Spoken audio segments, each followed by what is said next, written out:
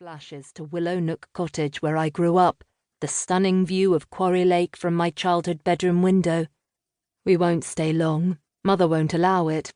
And anyway, I don't want to be with her any longer than we have to. Mia shoves her phone in her pocket. Anyone looking on would think she's a normal teenage girl, but she's far from it. I knew she was wired wrong from a very young age. Watched on through the years as those wires kept on crossing. I should have done more. My eyes drift once more to Ryan's scar. At the age of 7, Mia sliced his hand with a knife. She said Ryan had taken her sweets. "Good for Mia, fighting a corner," Gordon said as Ryan screamed and clung to me, petrified, his blood covering my pale blue dress. "He's such a little wimp. Needs a firm hand. You're ruining him, Charlotte." We lied at the hospital, told them Ryan had cut himself on one of Gordon's tools, swore the confused, crying boy to secrecy, said he would lose his sister if anyone knew the truth. I regret that now. 6 months after that, I saw smoke billowing from Mia's bedroom. I found her sitting cross-legged on the floor, her dolls melting in a heap in front of her, their hair on fire. I was frozen for a moment, the fumes catching in my throat, the smell of burning rubber acrid. "I'm too old for dolls," she said, so calm as she looked up at me with a twisted smile. Only a porcelain doll with long dark hair survived that day. She still takes it everywhere, as though it's her only friend. I should have got help for my daughter years ago, but then, in my defence, she would go for months, sometimes years without doing anything to worry me, and Gordon would insist she was fine, that he admired her because she knew exactly what she wanted and took it. Much like him. The school, apart from saying she was a quiet girl without many friends, never picked up on that side of Mia.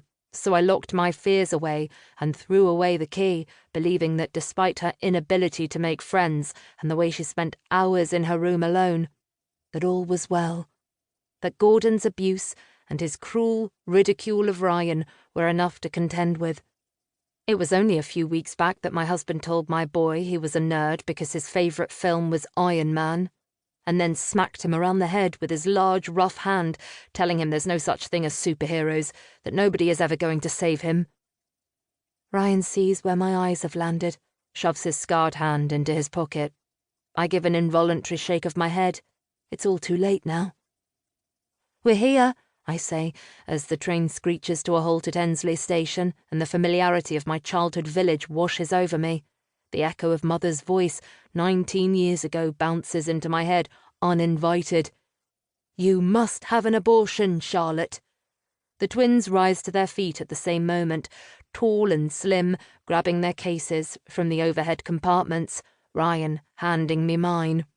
We disembark and, walking in single file, rain hammering our hooded jackets, drag our bags over the metal bridge and into the pretty, quaint village of Ensley in Hertfordshire.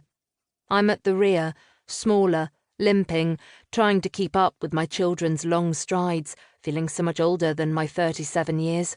I stop and take a breath, scanning the high street. Lola's Cafe, the micro-supermarket, the Fox. Not much has changed here, but I'm a completely different person now. It's a 5-minute walk to Willow Nook Cottage, a new beginning, but with the same old hurdles that have made me stumble all my life. I wonder sometimes, in this skin I've been given, if it will ever be possible to be happy. Chapter 2.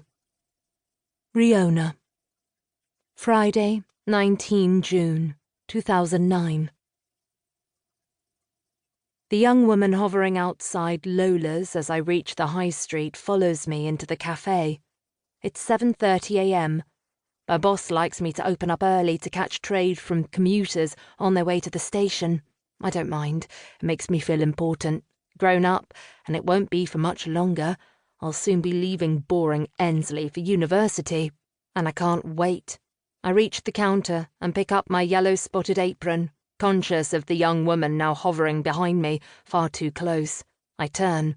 Her long dark hair is unruly, the ends split, her skin chalk white like a porcelain doll. A grubby canvas bag dangles over her shoulder, hanging against her hip.